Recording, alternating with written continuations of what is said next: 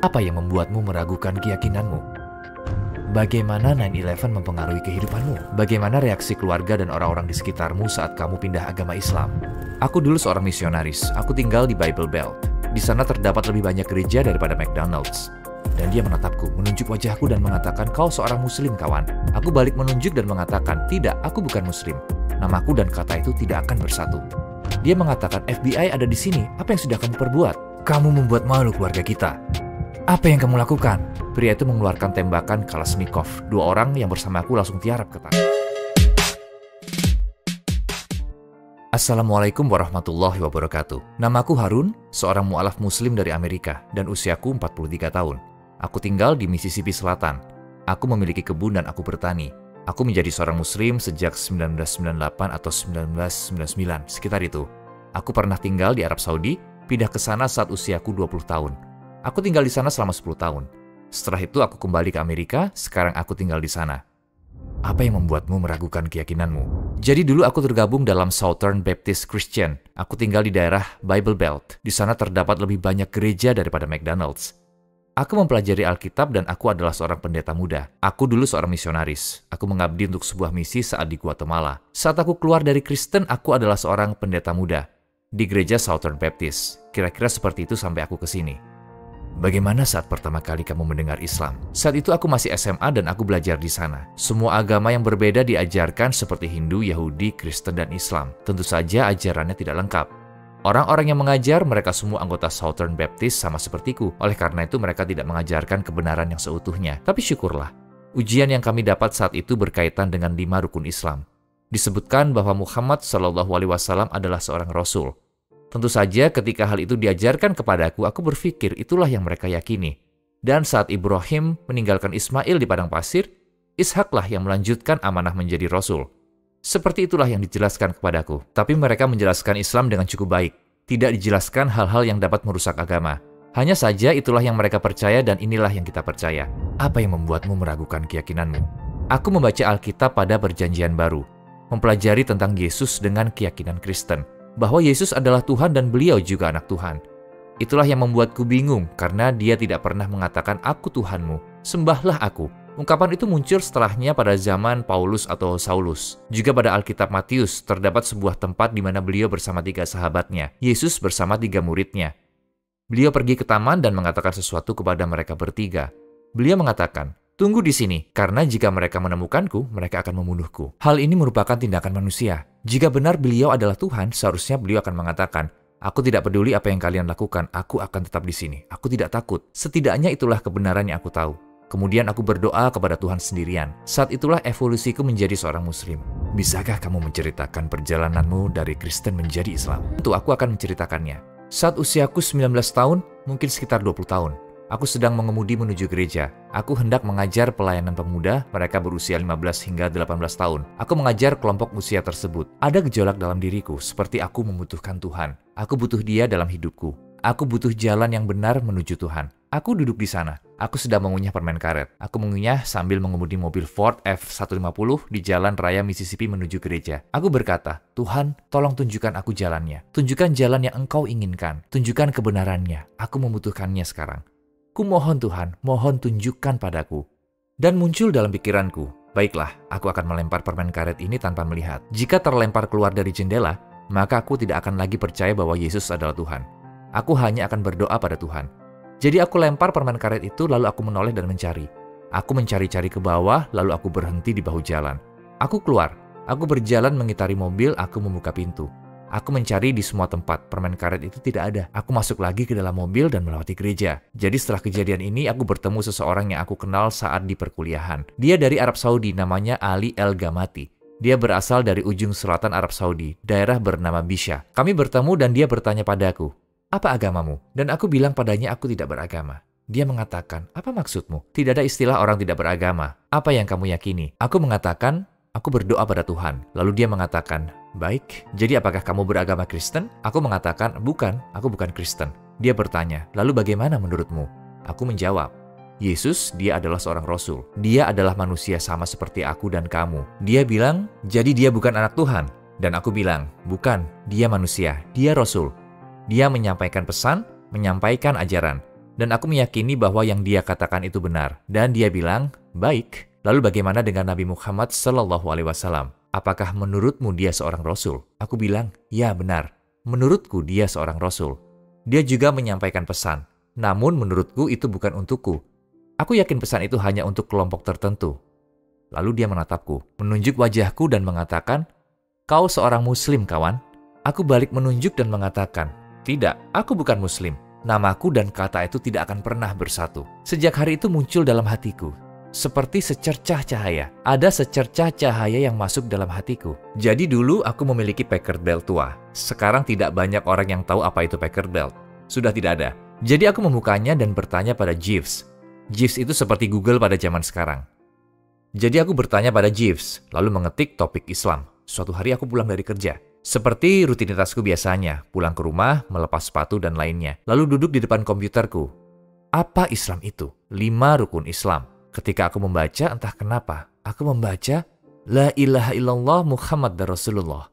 Lalu aku bilang, aku mempercayai hal ini. Lalu aku membaca ibadah haji hingga puasa, membayar zakat, sholat. Seperti ada hal yang terbuka saat aku membaca setiap rukun Islam. Sulit untuk dijelaskan.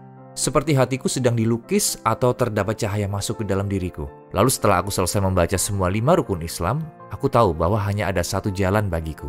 Itulah satu-satunya jalan yang harus aku tempuh. Dan di sana ada tautan cara menjadi Muslim. Lalu aku klik tautan itu.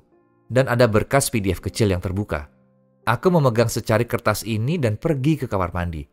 Aku mengucapkan kalimat syahadat di kamar mandi sendirian. Aku masuk ke kamar mandi sendirian. La ilaha illallah Muhammad Rasulullah. Aku membersihkan diri di kamar mandi, lalu sejak itu aku mulai sholat. Lalu bagaimana reaksi keluargamu? Jadi suatu hari aku sedang sholat dan lupa mengunci pintu. Pintu terbuka dan Ali masuk dan berkata, apa yang sedang kamu lakukan? Dan aku berdiri melakukan sholat. Dia keluar dan aku menyelesaikan sholat. Dan aku diam-diam berjalan ke ruang keluarga dan dia sedang duduk di sofa. Dia mengatakan, apa kamu mengejekku? Kamu mengejek agamaku? Lalu aku duduk di samping dia dan bilang, Ali, ada sesuatu yang harus aku katakan padamu. Aku sekarang adalah seorang Muslim. Aku telah mengucapkan kalimat syahadat. Dan subhanallah, pria ini mengucapkan kalimat syahadat hari itu. Kami menjalani hidup yang kurang baik. Dulu kami sering melakukan hal yang seharusnya tidak dilakukan. Dan hari itu adalah saat di mana kelompok orang-orang Saudi Syabab menjadi Muslim. Mereka ingin berbuat baik karena mereka melihatku dan ingin menjadi contoh yang baik. Pada saat itu Ali mengatakan, kita harus pergi ke masjid. Kamu pernah ke masjid? Aku bilang tidak pernah. Aku tidak tahu apa-apa tentang masjid. Dan dia bilang, kita harus pergi ke masjid. Jadi saat itu hari Jumat. Sholat Jumat bagaikan sebuah penyambutan bagiku. Aku dipeluk, dicium, dirangkul, diajak ke sana kemari, diundang makan malam berhari-hari. Aku mungkin tidak mengeluarkan uang selama 2 bulan karena mereka mengajakku makan di rumah mereka.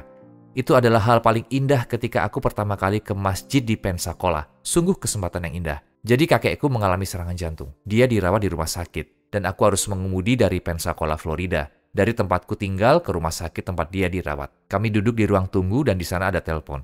Selalu ada seseorang yang duduk di dekat telepon itu. Menjawab telepon pihak keluarga atau orang yang akan dioperasi.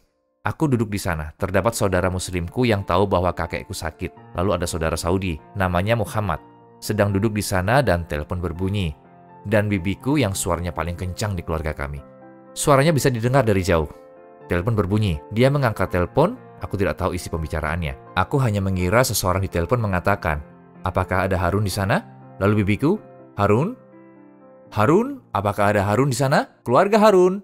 Dan aku hanya duduk di kursiku. Lalu Muhammad dia mengatakan, tunggu, Carly. Carly ada di sana? Bibiku menjadi penasaran dan dia ingin tahu. Jadi aku dengar, hah? Carly? Islam? Islam? Hah? Dia bilang begitu. Dia memberikan teleponnya padaku. Aku mengatakan, ya, halo, waalaikumsalam, baik-baik. Aku pergi dulu. Sampai jumpa. Jadi seketika itu, seluruh keluargaku langsung tahu. Mereka semua sudah tahu. Dan tanggapannya adalah, sangat sederhana. Apa perubahan terbesar bagimu setelah menjadi seorang Muslim? Jadi Saleh Al-Ghamdi, dia bilang padaku, sekarang kamu adalah seorang Muslim. Aku memiliki sebuah perusahaan. Kamu akan melakukan hal baik di Arab Saudi. Datanglah ke sini dan mari bekerja. Aku segera pindah ke Arab Saudi. Ketika sampai di sana, Saleh membawaku ke tempat yang bernama Jubail, Arab Saudi. Tempat bernama Markus Joliot Dakwah Center. Mereka mengajarku dan aku belajar dari orang-orang terbaik di sana. Aku duduk di sana, menonton dan hanya menceritakan kisahku. Aku berbicara di depan 2.000-an orang. Kami menceritakan bagaimana kami memeluk Islam. Mereka duduk, menikmati, dan mendengarkan cerita kami. Begitulah aku sampai ke Saudi. Bisakah kamu ceritakan tentang kejadian tak terlupakan yang terjadi di Dakwah Center? Saat itu waktunya sholat. Aku datang ke sana, ke Dakwah Center. Jadi di depan masjid terdapat kamar mandi. Lalu di sebelahnya terdapat area terbuka besar. Kamu bisa masuk ke masjid dan di lantai atas terdapat Dakwah Center dan lain-lain. Jadi aku berjalan ke sana, ada 3 orang sedang berdiri. Aku rasa mereka berasal dari India. Mereka beragama Hindu terlihat dari cincin dan kalung emas yang mereka pakai. Jadi aku menghampiri mereka dan mengatakan, apakah ada yang bisa saya bantu? Mereka menunjuk dan berkata, sepertinya tempat ini hanya untuk Muslim. Dan aku mengatakan padanya, tidak, ini untuk semua orang. Semua orang boleh masuk, ini adalah dakwah center untuk menyebarkan agama Islam. Dan dia mengatakan, tidak, tertulis bahwa tempat ini hanya untuk Muslim. Lalu aku lihat papan di kamar mandi. Tertulis hanya untuk Muslim. Dan aku mengatakan, itu hanya untuk kamar mandi saja. Bahkan aku tidak tahu kenapa ada tulisan itu, seharusnya tidak ada. Kamu boleh masuk ke dalam dan melihat-lihat. Dia menjawab, tidak. Tempat ini hanya untuk Muslim. Kami tidak mau masuk. Jadi di sana terdapat ember berisi air untuk menampung tetesan air dari AC. Jadi aku ambil ember itu dan buang airnya ke kebun bunga. Aku membalik ember itu. Lalu aku berdiri di atasnya dan aku turunkan papan itu. Lalu aku memasukkannya ke dalam ember dan menaruhnya ke tempat semula. Mereka berpikir kita akan masuk penjara. Tamatlah kita. Dan aku berkata, tidak, tunggu, jangan lari. Kembali ke sini. Ada seorang pria Saudi di sana. Apa yang kamu lakukan? Apa yang terjadi? Aku bilang, tunggu saja, akan aku ceritakan padamu nanti. Aku membawa ketiga orang ini ke dalam masjid dan mereka sangat ketakutan. Bisa terlihat dari matanya. Mereka sangat takut berada di sini. Aku mengatakan, tenanglah, kami akan sholat. Kalian duduk saja dan lihat kami. Nanti aku akan kembali. Aku akan berbicara dengan kalian. Lalu setelah sholat selesai, aku kumpulkan semua teman. Dari India dan Pakistan dan Filipina. Kami semua duduk melingkar. Kami membawa buku untuk mereka dan semuanya dalam bahasa mereka. Kami bicara dan berdiskusi dengan mereka tentang dasar-dasar Islam. 2 dari mereka langsung memeluk Islam saat itu. Mereka lalu ikut sholat berikutnya. Kami lalu makan. Kami makan bersama. Namun orang yang ketiga, dia masih ragu. Dan aku mengerti perasaannya dia. Dia tahu yang kami sampaikan itu benar. Tapi aku rasa ada sesuatu yang menahan dia. Jadi setelah lewat 2 hari, aku pergi ke asrama pekerja. Banyak orang yang tinggal di sana. Mereka berbagi ruang, kamar mandi, dan lainnya. Bukan tempat tinggal yang layak. Lalu aku menemui dia di sana. Dia ada di salah satu ruangan bersama dengan 5 atau 6 orang lainnya. Mereka semua Hindu. Mereka semua melihatku dan aku membicarakan tentang Islam dan sebagainya. Lalu mereka melihat pria itu dan berkata, apa yang kamu ketahui? Apa yang kamu lakukan? Saat itu aku pun tahu apa yang sedang terjadi. Dia takut dengan apa yang akan mereka katakan, apa yang akan mereka lakukan. Jadi kami pergi malam itu, mengajak dia makan dan sebagainya. Lalu dia mengucapkan kalimat syahadat. Namun dia mengatakan, aku tidak bisa menceritakannya pada siapapun. Dan saudara-saudara di sekitarku mengatakan, tidak masalah. Kamu jaga dalam hatimu hingga kamu merasa aman. Setelah itu kamu bisa menceritakannya. Aku bilang padanya, aku dulu juga begitu. Aku sangat bingung sebelumnya. Aku merasa takut saat masuk Islam. Aku tidak menceritakannya pada siapa-siapa. Karena aku meyakini ada sesuatu yang sangat kuat sehingga aku tidak harus menceritakannya. Aku takut kami memiliki ketakutan yang sama. Dia mendapat saran yang bagus. Dia melangkah dengan tepat. Dan itulah 3 orang pertama. Insya Allah dari 3 itu, kita tidak pernah tahu apa yang akan terjadi kepada mereka. Seperti sebuah pohon. Bisa saja menjadi jutaan di masa depan nanti. Bagaimana dampak kejadian 9/11 bagi hidupmu dan kesulitan apa yang kamu rasakan sebagai muslim di Amerika saat itu? Itu masa yang sangat sulit. Aku sedang bekerja, aku tidak tahu apa yang terjadi. Aku menerima panggilan telepon dari salah satu saudaraku. Namanya Rashid Khotib. Dia menelponku. Dia bertanya, apa kamu baik-baik saja? Aku katakan padanya, aku tidak tahu. Ada apa? Pada saat itu aku mulai ketakutan. Dia bilang padaku, kamu tidak tahu yang terjadi. Aku bilang, tidak, aku tidak tahu apa yang terjadi. Katakan saja padaku segera. Dia bilang, negaramu diserang. Apakah keluargamu tidak apa-apa? Aku mengatakan, aku tidak tahu. Aku tidak tahu apa yang terjadi. Ada apa ini? Dia menjawab, World Towers diserang. Pentagon juga diserang. Dan dia bertanya lagi, kamu di mana? Aku menjawab, aku ada di sini. Dan dia menjemputku. Itu adalah saat di mana aku sama sekali tidak tahu apa yang terjadi. Kerusakan yang terjadi amat sangat besar. Saat itulah dia bertanya padaku, apakah kamu baik-baik saja? Apakah keluargamu baik-baik saja? Hal ini sangat mengerikan. Lalu aku mulai berpikir seperti semua orang tentang anak-anak yang sedang ada di tempat penitipan di dalam sana. Orang-orang yang sedang bekerja di sana. Setelah dia membawaku ke rumah, dia mengatakan tinggallah bersamaku beberapa hari karena kita tidak tahu apa yang terjadi. Kita tidak tahu dari mana asalnya. Kita tidak tahu apa yang akan terjadi selanjutnya. Aku menerima telepon dari saudaraku dan dia mengatakan padaku, "Apa yang sudah kamu perbuat?" Aku mengatakan, "Tunggu dulu, apa maksudmu? Kamu membuat keluarga kita malu. Apa yang sudah kamu lakukan?" Aku mengatakan, "Jamie, tunggu dulu, apa yang terjadi?" Dia menjawab, "FBI ada di sini. Mereka datang dan bertanya tentangmu." Dan aku bilang, "Oke, tenang saja, aku tidak melakukan kesalahan apapun." Dia bilang, "Kamu melarikan diri dari Amerika dan kamu lari ke kelompok teroris ini." Aku bilang, "Tolong tenang dulu, berikan aku nomor telepon agen FBI itu. Aku akan telepon mereka dan menyelesaikan persoalan ini." Jadi yang terjadi adalah agen FBI datang ke tempat kakekku yang tadi aku ceritakan. Ketika agen FBI mengetuk pintu, lalu menyodorkan rencana mereka pada pria tua yang punya riwayat penyakit seperti itu, dia dilarikan ke rumah sakit. Mereka membawanya ke IGD karena dia terjatuh. Aku dapat nomor agen FBI ini. Aku telepon dan aku sangat marah. Aku sangat marah waktu itu. Aku telepon dia dan mengatakan, "Ya, ini Carly. Aku dengar Anda mencariku." Dia mengatakan, "Oh iya, di mana kamu? Kami mencarimu di semua tempat." Aku mengatakan padanya, "Anda adalah FBI. Jika Anda punya akal, Anda harusnya menghubungi konsulat. Tempat aku terdaftar dan aku tinggal di Arab Saudi. Aku tidak bersembunyi dari siapapun." Dia mengatakan, "Kami perlu bicara denganmu. Kami sudah mencarimu dan perlu mengajukan beberapa pertanyaan." Dan aku bilang, "Baiklah. Namun jika Anda mendatangi anggota keluargaku lainnya ketika aku sampai di Amerika, aku akan mencari Anda. Aku akan mendatangi kantor Anda dan aku akan memberi pelajaran yang tidak akan pernah Anda lupakan." Dia mengatakan, "Apakah kamu sadar bahwa kamu sedang mengancamku?" Aku menjawab, "Ya, aku sadar. Aku sedang mengancam Anda. Anda tidak akan mendatangi anggota keluargaku atau teman-temanku atau siapapun yang berhubungan denganku. Baiklah, kami ingin bertanya beberapa pertanyaan kepadamu." Dia mulai bertanya tentang kejadian ini. Dia juga bertanya tentang orang-orang tertentu. Aku bilang padanya, "Langsung saja ke intinya. Jika ada saudara-saudaraku yang turut serta dan terlibat dalam kejadian ini, maka aku juga terlibat." Dia bilang, "Tunggu, apakah kamu sadar apa yang kamu katakan?" Aku bilang, "Ya, aku sangat mengerti. Kami mahasiswa, kami pekerja. Terkadang kami tidak punya uang untuk makan, untuk berjalan-jalan dan sebagainya. Tidak mungkin kami terlibat dalam kejadian tersebut. Lagi pula ini bukan tindakan Islam. Ini tindakan teroris. Kami tidak seperti itu." Jadi pembicaraannya mulai mendalam. Namun, satu hal yang pasti, aku tidak ingin membahayakan keluargaku. Aku tidak ingin orang berpikir aku terlibat. Kejadian 11 September bukanlah tindakan Islam. Sangat pasti dalam agama kami, kalau kamu merenggut nyawa orang tak bersalah, jika kamu bunuh diri, maka kamu berdosa. Ada beberapa orang yang telah tersesat, yang telah melakukan kejahatan dan lebih mencintai dunia ini. Mereka bukan pengikut agama kami. Karena agama kami menyebarkan kedamaian dan tunduk pada satu Tuhan. Dan tertuang dalam namanya Islam. Dari kata salam, yang artinya kedamaian. Jika nama agama kami diambil dari kata kedamaian, bagaimana mungkin agama ini berkaitan dengan teroris dan orang-orang buruk tersebut? Jika kamu mempelajari agama ini, serta membaca Al-Quran dan Sunnah dari Rasulullah SAW, maka kamu akan tahu agama ini sebenarnya. Kamu tidak bisa definisikan agama ini hanya dari satu orang, situs, dan penceramah pada buku tertentu. Kamu perlu belajar dan mencari sendiri, lalu kamu akan menemukan kebenaran.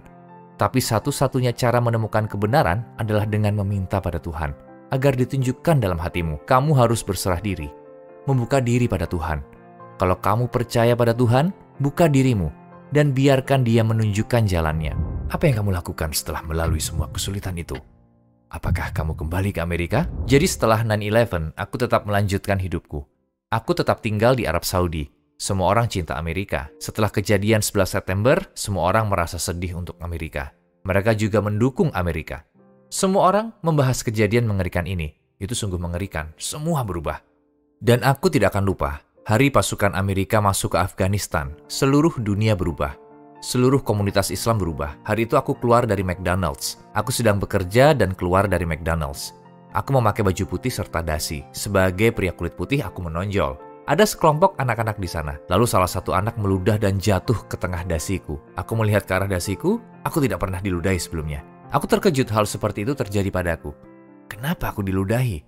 Pada saat itu, setelah semua kejadian ini, ada banyak sekali serangan yang terjadi di Amerika. Orang-orang yang dibunuh dalam bangunan. Orang-orang ini, teroris ini adalah musuh Islam. Mereka mencari orang-orang di rumah-rumah. Aku harus berhati-hati waktu itu. Semua temanku bilang, kamu jangan keluar. Kamu harus tetap di rumah. Jangan keluar ke jalan. Saat itu bahasa Arabku cukup bagus. Sehingga saat aku bicara bahasa Arab, sulit untuk meyakinkan orang-orang bahwa aku bukan orang Arab atau aku bukan dari negara Islam. Jadi saat kita keluar, orang akan bilang, "Hai, bagaimana kabarmu?" Dan aku akan bilang, "Apa yang kamu inginkan?" Mereka akan bilang, "Maaf, aku kira kamu orang Amerika." Aku bilang, "Aku bukan orang Amerika." Begitulah. Dan pada saat itulah aku berusaha melindungi diriku sendiri. Saat kami menunggu saudara kami di jalan, ada mobil yang terus bolak-balik. Aku lihat sekali, 2 kali, aku menyadari apa yang terjadi di sekelilingku. Terutama pada saat itu mobil ini datang dan berhenti. Pria itu mengeluarkan Kalashnikov, tembakan Kalashnikov buatan Rusia dari jendela. 2 orang yang bersamaku langsung tiarap ke tanah, dan aku berdiri di sana berpikir, jika dia menembak, mereka akan mati. Kami semua akan mati. Aku tidak bisa melarikan diri kemana-mana. Aku lihat dan bilang, La ilaha illallah Muhammad Rasulullah. Dia masukkan lagi senjata itu ke mobil dan mengatakan, kamu dimaafkan. Lalu dia pergi. Kalimat syahadat itu telah melindungiku sejak saat aku di kamar mandi hingga saat aku menghadapi senjata api. Bagimu dan keluargamu, apakah Amerika tempat yang sesuai untuk menjalani agamamu? Sebuah negara dibangun untuk menerima semua orang. Amerika adalah negara yang terbuka.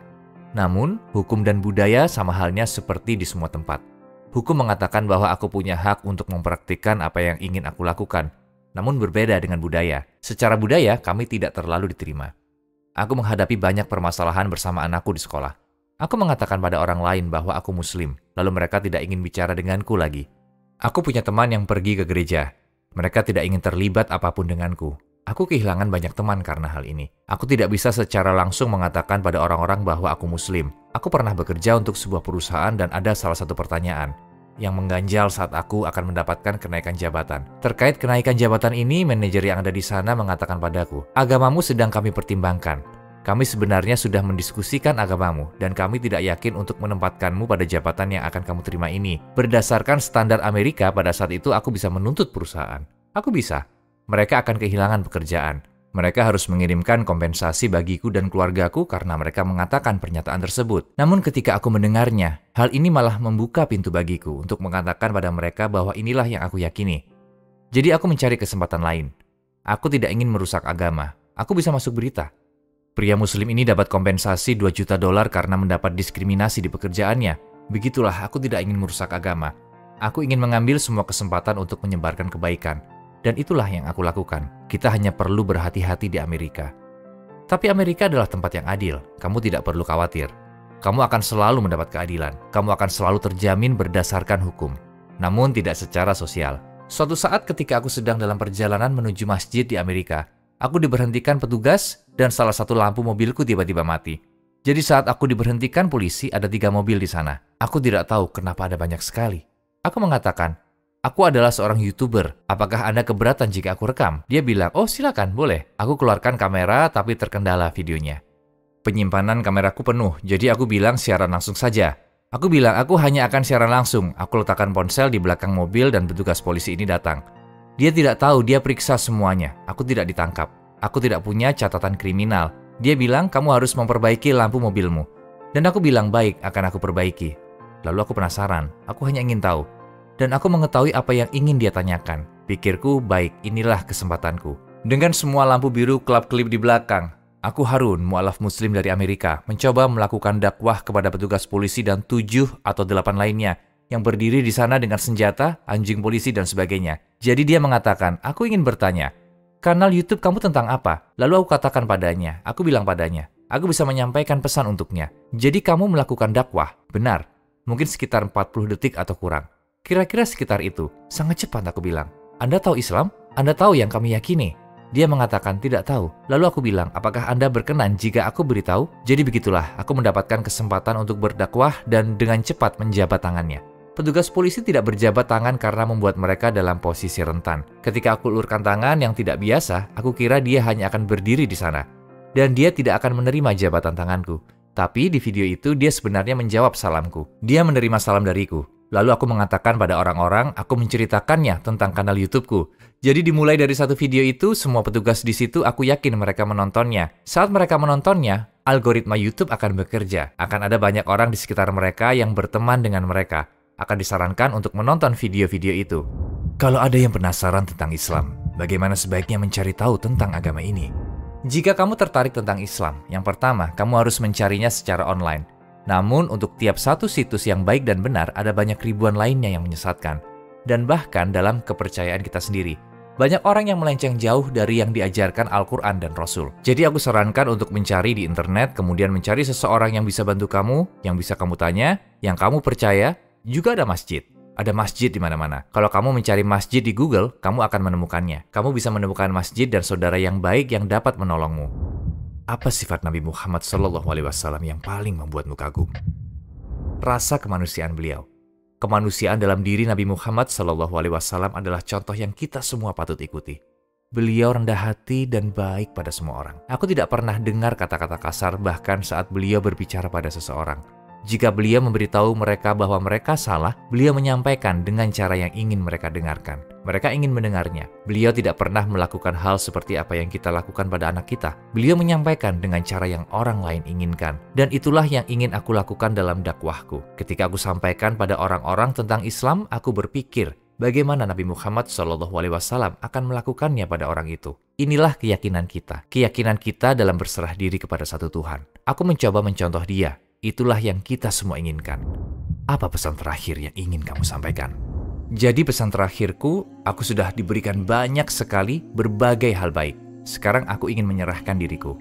Tujuanku saat ini insya Allah untuk seluruh sisa hidupku. Aku ingin berada di masjid, di pusat dakwah, di rumah-rumah kalian. Mulai dari ponsel hingga televisi. Aku ingin bisa didengar, serta aku ingin pesan-pesanku yang merupakan pesan-pesan dari Allah Subhanahu wa Ta'ala dapat didengar di seluruh dunia dan diterima. Insya Allah.